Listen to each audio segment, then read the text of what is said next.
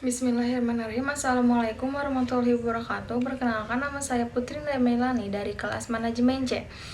Di sini saya akan membacakan surat Al-Kahfi dari ayat 1 sampai 10 untuk UAS akhir semester dari Misar Husna. A'udzubillahi minasyaitonirrajim. Bismillahirrahmanirrahim. Alhamdulillahillazi anjala ala abdihil kitaba wa lam yaj'al lahu iwaja qayyiman liyunzira ba'syan syadidan min ladunhu wa yubashshirul mu'minina allazina ya'lamuna sholihati anna lahum ajran hasana makisina fihi abada wa yunzirul ladzina qalu tahudallahu walada ma lahum bihi min ilmin wala li abaihim kaburat kalimatan tahruju min afwahihim in yaquluna illa kaziban fala'allaka baihun nafsaka ala a'sarihin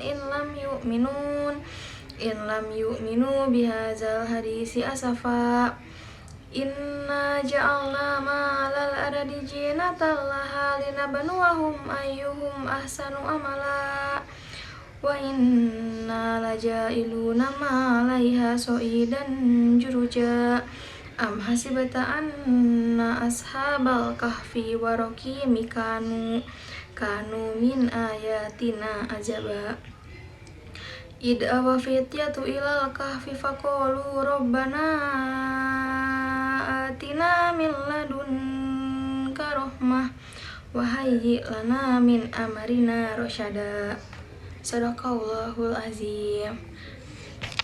Soal yang kedua, apakah sebanding hukum yang ada di negara kita? Jawabannya tidak, karena negara Indonesia menuruti peraturan pemerintahan sebagaimana tindak pidana pencurian diatur dalam pasal 362 Kitab Undang-Undang Hukum Pidana, yaitu bahwa siapapun yang melakukan tindak pidana pencurian diancam dengan penjara maksimal 5 tahun atau denda sebesar 10 juta.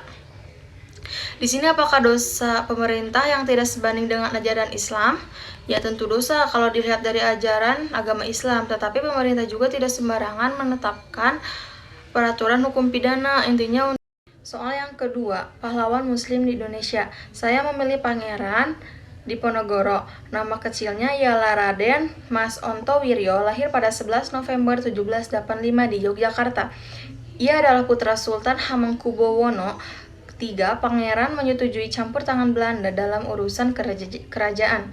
Ia kemudian bertekad melawan Belanda. Kediaman Pangeran di Tegalrejo diserang Belanda pada 20 Juli 1825. Pangeran Diponegoro kemudian pindah ke Selarong, daerah sebuah bukit-bukit yang tinggi untuk markas besar mereka.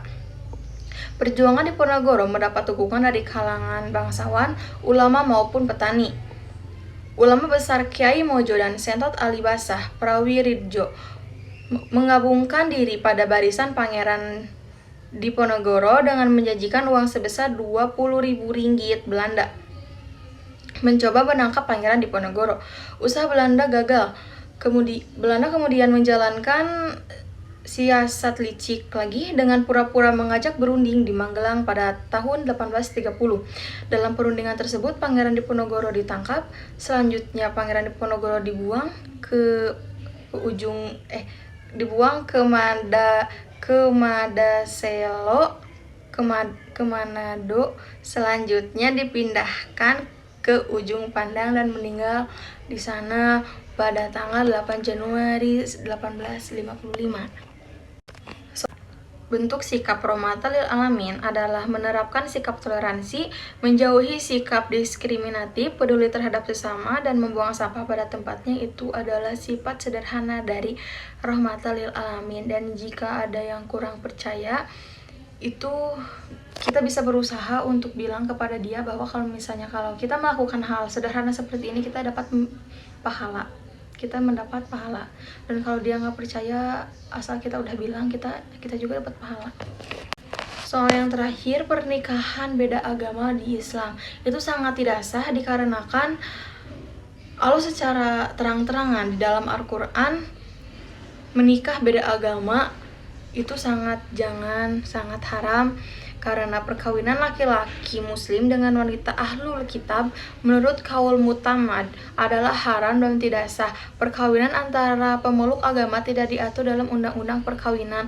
Jadi kalau mau nikah saling mencintai tapi beda agama, kalau mau yang cowok masuk ke Islam ke kita, kalau enggak kita sebagai Kristen dianya yang Islam, kita yang masuk ke Islam gitu.